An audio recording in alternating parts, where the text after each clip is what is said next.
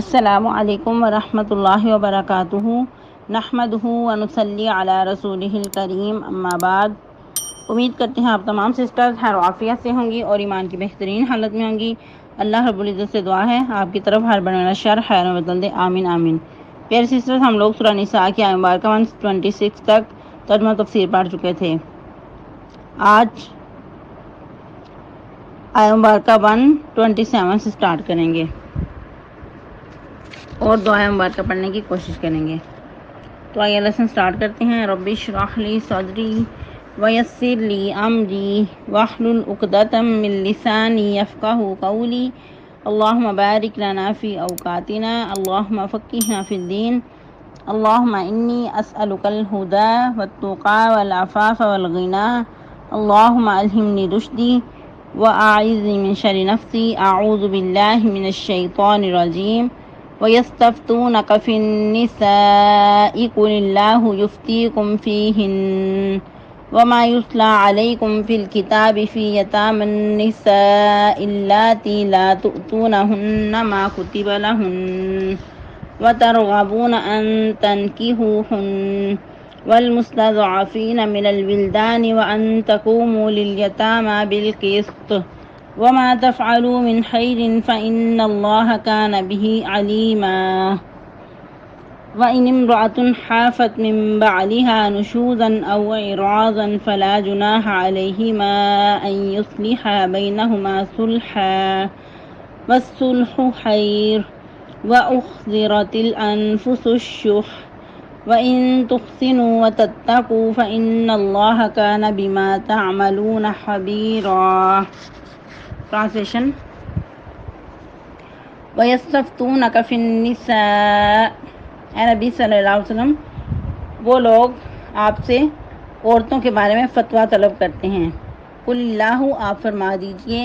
یُفْتِیکُم فِیہِنَّ، اللہ تمہیں فتویٰ دیتا ہے ان کے بارے میں۔ وَمَا یُتْلَى عَلَیکُم فِی الْکِتَابِ، اور جو کچھ پڑھی جاتی ہیں تم پر کتاب میں، فِی یتامی النِّسَاء، یتیم عورتوں کے بارے میں، اللاتی، وہ جو لا تؤتونہن، نہیں تم دیتے ان کو، ما کتب لہن،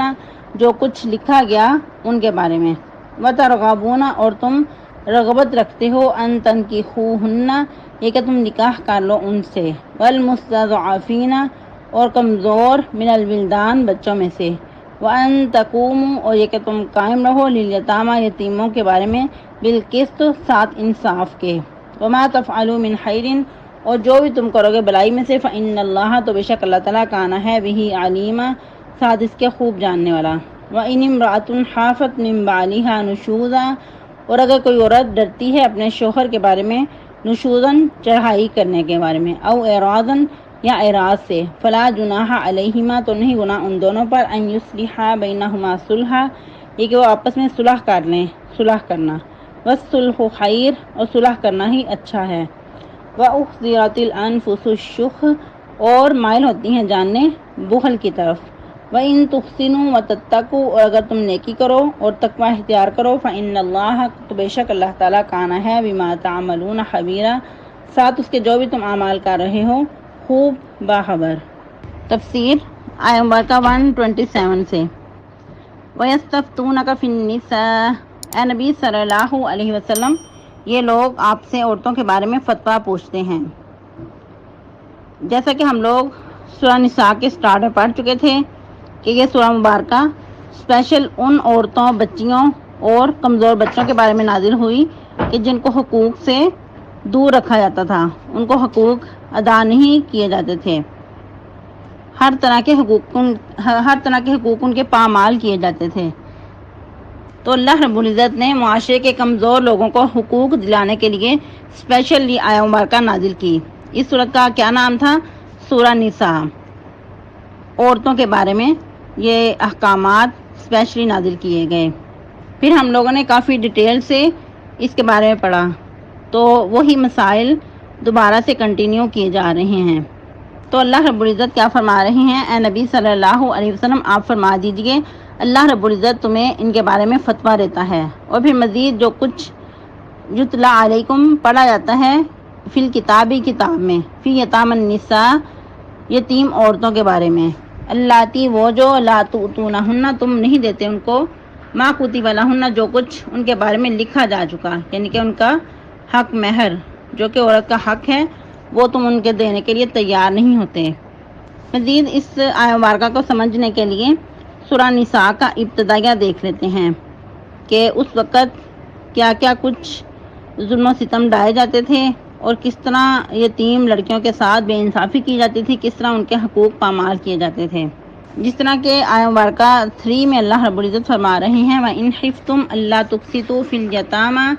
فَانكِحُوا مَا طَابَ لَكُم مِّنَ النِّسَاءِ مَثْنَىٰ وَثُلَاثَ وَرُبَاعَ، کہ اگر تمہیں ڈر ہو یہ کہ تم یتیم عورتوں کے بارے میں انصاف نہیں کر سکو گے تو نکاح کر لو جو تمہیں پسند آئے عورتوں میں سے 2 2 3 3 اور 4 4۔ اب اس وقت جو ان کے ساتھ بدسلوکی ہوتی، جو ان کے حقوق پامال کیے جاتے، تو ان میں سے کیا تھی، ایک طرح سے یہ 3 صورتیں بنتی تھیں۔ ایک یہ کہ لڑکی خوبصورت نہ ہو اور ولی کے دل میں اس کی الفت بھی نہ ہو اور وہ محض اس امید سے اسے نکاح کر لے کہ اس کا جو ورثہ ہے، اس کا جو وراثت کا مال ہے وہ اس کے ہاتھ لگ جائے، یعنی کہ مرد کو کسی یتیم لڑکی کے ساتھ کوئی دلی محبت نہ ہوتی، نہ تو اس کی خوبصورتی اس کو باتی اور نہ ہی اس کے دل میں کوئی اس کی محبت ہوتی، صرف اس کی مالی حیثیت، اس کی وراثت کو دیکھ کر اسے نکاح کر دیا جاتا کہ اس کا مال جو ہے وہ غصب کرنے کے لیے، تو اس طرح کا نکاح کرنا بھی اس پہ ظلم ہوتا۔ دوسرا یہ طریقہ تھا کہ لڑکی تو خوبصورت ہو اور مالدار بھی ہو، تو اس صورت میں ولی اس سے نکاح کر لیتا کہ جتنا وہ حق مہر دوسروں سے اس کو مل سکتا تھا اس سے وہ کم دیتا یا پھر دیتا ہی نہ، اور کسی دوسرے شخص کو اس سے نکاح کرنے کی اجازت بھی نہ ہوتی، کیونکہ جو ولی ہے اس کا اس وقت جس کے انڈر وہ رہ رہی ہے وہ خود اسے نکاح کرنے کا خواہش مند ہوتا، تو یہ بھی ایک طرح سے یتیم لڑکیوں کے حقوق پر ڈاکہ ڈالنے کی صورت تھی، یہ بھی ایک طرح سے ظلم تھا۔ اور ایک اور صورت یہ تھی کہ لڑکی اگر خوبصورت نہیں ہے اور نہ اس کے پاس کوئی مال ہے، مالی حیثیت بھی اس کی کوئی نہیں ہے، تو پھر اس کی نکاح کرنے میں کوئی دلچسپی نہ ہوتی، تو یہ بھی اس کے ساتھ بے انصافی تھی کہ اس کے نکاح کرنے کے بارے میں سوچا ہی نہ جاتا، نہ خود اس کے ساتھ نکاح کیا جاتا اور نہ کسی اور کے ساتھ نکاح کیا جاتا، تو اس طرح کی لاپرواہی برتنا بھی ایک طرح سے اس کے ساتھ ظلم ڈانا تھا۔ اور مزید اس کے بارے میں ایک روایت بھی ملتی ہے بخاری کی کتاب التفسیر میں، سیدہ اما جان عائشہ صدیقہ رضی اللہ تعالی عنہ کے بانجے سیدہ عروہ بن زبیر فرماتے ہیں کہ انہوں نے اس آیت کے بارے میں اما جان عائشہ صدیقہ سے پوچھا تو انہوں نے فرمایا کہ بانجے اس آیت کا مطلب یہ ہے کہ ایک یتیم لڑکی اپنے ولی کے پرورش میں ہو، اس کے ماتحت ہو اور ترکہ سے اس کی جائیداد میں حصہ دار ہو، اور ولی کو اس کا مال اور جمال تو پسند آئے مگر اس سے اتنا مہر ادا کرنے پہ آمادہ نہ ہو جتنا کہ اسے دوسرے لوگوں سے ملتا ہو، تو اس سے نکاح نہ کریں، ہاں اگر اتنا ہی دے دیں تو پھر نکاح کر سکتا ہے، ورنہ ان کے علاوہ دوسری عورتوں سے جو انہیں پسند ہو نکاح کر لے، اور پھر 4 تک کی ایسی بیویوں کی اجازت دی گئی۔ اب اس آیہ مبارکہ کا ایک اور پس منظر دیکھ لیتے ہیں، جیسا کہ مزید ہم نے اور بھی سورہ نساء کے سٹارٹ میں احکامات پڑھے تھے کہ اس وقت کیا کیا ظلم ڈائے جاتے تھے اور کس طرح ان سے بچنے کی احکامات نازل کیے گئے تھے، تو جب ان احکامات کو سننا تھا تو کچھ لوگوں کا یعنی کہ یہ رویہ ہوا کہ انہوں نے ان ظلم و ستم سے بچنے کے لیے کیا کیا، جو ان کے سرپرست تھے، ان کے ولی تھے، جن کے ماتحت ایسی بچیاں رہتی تھیں، انہوں نے ان چیزوں سے بچنے کے لیے نکاح کرنا ہی چھوڑ دیا، یعنی کہ ایسی یتیم بچیوں سے نکاح کرنا ہی چھوڑ دیا تاکہ ان سے ان یتیم لڑکیوں کے حقوق میں جو کمی ہو جاتی ہے یا حق تلفی ہو جاتی ہے وہ ان سے نہ ہو۔ لیکن بعض اوقات اس طرح نکاح کرنا بھی ان کے لیے نقصان دہ ہوتا تھا، وہ کس لیے کہ جو ایک ان کا سرپرست، ان کا جو ولی تھا اس وقت، جن کے ماتحت ایسی بچیاں رہتی تھیں کہ وہ ان سے نکاح کر کے بہتر سلوک کر سکتا تھا، وہ کوئی اور ایرا گیرا نہیں کر سکتا تھا، کیونکہ آپ کو پتہ ہے کہ اس وقت زمانہ جاہلیت میں بچیوں کے ساتھ بہت ظلم و ستم ڈایا جاتا تھا، تو جو ایک ایسی بچی کی قدر اپنا ولی سرپرست کر سکتا تھا وہ کوئی اور غیر نہیں کر سکتا تھا۔ تو اس صورت میں اس آیہ مبارکہ میں ان ولیوں کو، ان سرپرستوں کو تاکید کی گئی کہ جو ایسی بچیاں ان کے زیر کفالت ہوں ان سے نکاح کرنے میں حرج نہیں ہے، مگر اس شرط کے ساتھ کہ ان کی حق تلفی نہ کی جائے، جو حق مہر ان کا بنتا ہے ان کو پورا پورا ادا کیا جائے، جو کہ حق کے مثلے دوسروں کو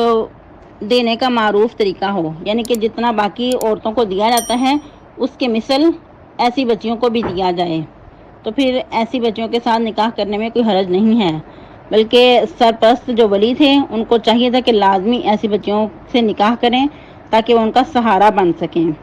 اور بعض مفسرین کا یہ کہنا ہے کہ آیہ مبارکہ ان یتیم بچیوں کے بارے میں نازل ہوئی کہ جن کو وراثت سے ہی محروم کر دیا جاتا تھا،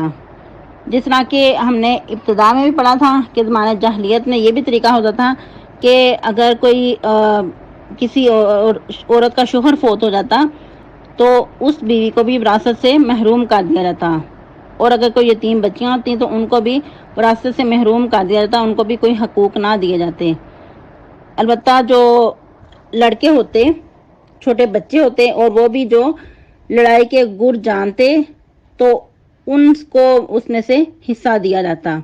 یا پھر ایسے لڑکے کہ جو دوسروں سے انتقام لینے کے قابل ہوں یا ان کے اندر ایسا جذبہ ہو تو ان کو البتہ وراثت میں سے حصہ دیا جاتا۔ البتہ ما کتب علیہن کہہ کے تو تاکید کر دی گئی کہ جو یعنی کہ وراثت میں حصہ دار ہیں سب کو ان کے پورے حصے ادا کرو، کسی کی بھی کوئی حق تلفی نہ کی جائے۔ وَتَرْغَبُونَ أَن تَنكِحُوهُنَّ اور تم رغبت رکھتے ہو یہ کہ نکاح کر لو ان سے، یعنی کہ ایسی بچیاں بھی ہیں کہ جو مالدار ہیں، جائیداد والی ہیں، تو ان کے ساتھ تم نکاح کرنے کی خواہش تو رکھتے ہو لیکن ان کو حق مہر ادا نہیں کرنے کے قائل، لیکن ان کو حق مہر لازمی دو، چاہے وہ مالدار ہی کیوں نہیں، لیکن تمہارا جو فرض بنتا ہے مہر ادا کرنا وہ لازمی ہے۔ جیسے کہ آپ نے پہلے بھی پڑھا کہ جو مہر ادا نہیں کرتا تو ایسا نکاح پھر نکاح نہیں بلکہ صفا ہے، یعنی کہ ایسا نکاح پھر زنا ہے، ایسا شخص پھر زانی ہے جو جان بوجھ کر مہر ادا کرنے کا قائل نہیں ہے۔ مزید فرمایا والمستضعفین من الولدان اور کمزور بچوں میں سے، یعنی کہ چاہے بچے چھوٹے ہیں، کمزور ہیں، وہ جنگی ہنر نہیں بھی جانتے یا پھر کسی سے انتقام لینے کے قابل نہیں ہیں، ان کے اندر ایسی صلاحیتیں نہیں ہیں، پھر بھی ان کا جو وراثت میں حصہ بنتا ہے سب کو پورا ادا کرو۔ وَأَن تَقُومُوا لِلْيَتَامَى بِالْقِسْطِ اور یہ کہ تم یتیموں کے بارے میں انصاف کے ساتھ قائم رہو، یعنی کہ یتیموں کی حق تلفی نہ کرو، ان پہ کسی قسم کا ظلم و ستم نہ ڈاؤ۔ پھر مزید اللہ تعالیٰ فرما رہے ہیں وَمَا تَفْعَلُوا مِنْ خَيْرٍ اور جو بھی تم نیکی کرو گے فَإِنَّ اللَّهَ كَانَ بِهِ عَلِيمًا تو اللہ تعالیٰ اس کو خوب جانتے ہیں، کہ اللہ کی نظروں سے کچھ بھی اوجھل نہیں ہے، اللہ تعالیٰ کو ہر چیز کا پورا علم ہے کہ تم کس نیت سے کسی کے ساتھ کیا سلوک کر رہے ہو، اگر ظلم کی نیت سے کچھ کر رہے ہو تو پھر بھی اللہ تعالیٰ جانتے ہیں، اگر کسی کے ساتھ کوئی خیر خواہی والا معاملہ کر رہے ہو تو اس کو بھی اللہ تعالیٰ جانتے ہیں، کیونکہ اللہ تعالیٰ تو علیم بذات الصدور ہیں، اللہ تعالیٰ ہر انسان کے سینے کے بیت کو خوب اچھی طرح جانتے ہیں۔ نیکسٹ آیہ مبارکہ میں مزید کچھ اہم احکامات ہیں، وہ انشاءاللہ نیکسٹ لیسن میں پڑھیں گے، آج کے لیے اتنا ہی کافی ہے۔ مزید آپ لوگوں کو آگاہی کہ جیسا کہ آج مہینہ اگست کی 7 تاریخ ہو چکی ہے اور آپ سب کے علم میں ہے کہ 14 اگست قریب ہے اور اس کے بارے میں بہت جوش و خروش سے اس کو منانے کی تیاریاں جاری و ساری ہیں۔ تو بندہ مومن کے لیے خوشی منانا اس صورت میں ہوتا ہے کہ جب وہ نوافل اور صدقہ خیرات کرتا ہے، اللہ کا شکر ادا کرتا ہے، زبانی بھی اور اپنے جوارح سے بھی۔ اللہ رب العزت نے اگر ہمیں ملک پاکستان وطن عزیز عطا کیا ہے، ایک الگ ٹکڑا زمین کا ہمیں ملا ہے، ہم لوگ آزادی کے ساتھ اگر اس زمین میں رہ رہے ہیں تو اس پہ اللہ کا شکر ادا کریں، نہ کہ باجے بجائیں یا جھنڈیاں لگائیں یا پھر دوسروں کو تنگ کر کے، دوسروں کو ستا کے اور باجے بجانا اور پھر جو بائک کے سلنسر اتار کر شور و ہنگامہ کیا جاتا ہے، دوسروں کو ستانا، بیماروں کو ڈسٹرب کرنا، دوسروں کے آرام کا خیال نہ رکھنا، تو یہ ہمارے دین اسلام کا طریقہ نہیں ہے، یہ دین اسلام کا دستور نہیں ہے، یہ سراسر شیطانی کھیل ہیں۔ جیسا کہ ہم نے شیطانی ہتھ کنڈوں کے بارے میں کیا پڑھا کہ وہ دوسروں کو ڈسٹرب بھی کرتا ہے اور طرح طرح سے ستاتا ہے، اور اس میں میوزک اور یہ ساز یہ سب کچھ شیطانی ہتھ کنڈوں میں سے ہے، تو بندہ مومن کو اس سے بچنا از حد ضروری ہے۔ جنڈیاں خریدنے پہ اتنے پیسے لگائے جاتے ہیں اور پھر وہی جنڈیاں اتر کر پاؤں کے نیچے رون دی جاتی ہیں، اور اس طرح بھی اپنے جھنڈے کی خود ہی بے حرمتی کی جاتی ہے۔ اگر اس وطن عزیز کی خوشی منانی ہے تو نوافل، صدقہ خیرات، روزہ رکھ کر منائیں، نہ کہ دوسروں کو تنگ کر کے اور پیسہ ضائع کر کے۔ اور سب سے پہلے تو یہ دیکھا جائے گا کہ یہ طریقہ نبی صلی اللہ علیہ وسلم کی سنت سے ثابت نہیں ہے۔ جیسا کہ جب مکہ فتح ہوا تو اس وقت سب سے بڑھ کے نبی صلی اللہ علیہ وسلم کو مکہ فتح ہونے کی خوشی تھی، تو کیا نبی صلی اللہ علیہ وسلم نے یہ طریقہ کیا، اس طرح کے کام کیے؟ جب مکہ فتح ہوا اور آپ صلی اللہ علیہ وسلم واپس آ رہے ہیں، سواری پہ سوار ہیں، تو آپ صلی اللہ علیہ وسلم کی گردن اتنی جھکی ہوئی ہے، گردن مبارک اتنی جھکی ہوئی ہے کہ جو اونٹنی تھی اس کے ساتھ لگی ہوئی تھی۔ اللہ کے آگے گریہ زاری کر رہے تھے اور عاجزی کا اظہار کر رہے تھے۔ نبی صلی اللہ علیہ وسلم نے تو اس طرح شکر ادا کیا۔ اور پھر مزید اگر دیکھیں تو ام ہانی رضی اللہ تعالیٰ عنہا فرماتی ہیں کہ مکہ فتح ہونے کے دن دیکھا گیا کہ آپ صلی اللہ علیہ وسلم نے چاشت کی 8 رکعات نماز ادا کی۔ اگر ہم نے خوشی منانی ہے تو اس طرح نوافل ادا کر کے خوشی منائیں، اللہ کا شکر ادا کریں کہ اللہ رب العزت نے ہمیں آزاد ملک پاکستان عطا کیا ہے، اور جو پاکستان کے مطلب میں ہیں اس کو بھی پورا کرنے کی کوشش کریں۔ اور یہ بھی یاد رہے کہ پاکستان کی خوشی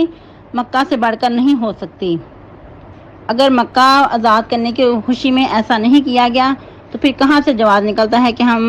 ملک پاکستان کی خوشی میں کچھ ایسا منائیں؟ لیکن ہم لوگ تو اس میں مزید بڑھتے جا رہے ہیں، ہر سال نئے سے نئے کام ہو رہے ہیں، کہیں اس کے لیے ڈریسز بنوائے جا رہے ہیں، پھر یہاں تک ہی بس نہیں ہے، جویلری بھی میچ کر کے بنوائی جا رہی ہے، اور بھی پتہ نہیں کیا کیا کچھ رسومات چلتی جا رہی ہیں۔ تو یہ سب کچھ پیسے کا ضیاع ہے، وقت کا ضیاع ہے، اس سے بچنا از حد ضروری ہے۔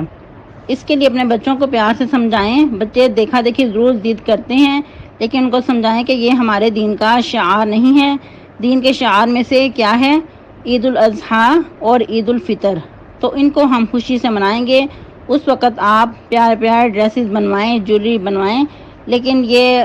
14 اگست پہ ملک کی آزادی کی خوشی میں ایسا کرنا جائز نہیں ہے۔ سراسر یہ خرافات پہ مبنی ہے، اس سے بچنا بہت ضروری ہے۔ مزید آپ لوگوں کا کوئی سوال ہو تو ضرور کیجیے گا۔ آج کے لیے لیسن اتنا ہی کافی ہے۔ سبحان ربک رب العزت عما یصفون وسلام علی المرسلین والحمد للہ رب العالمین وصلی اللہ علی النبی۔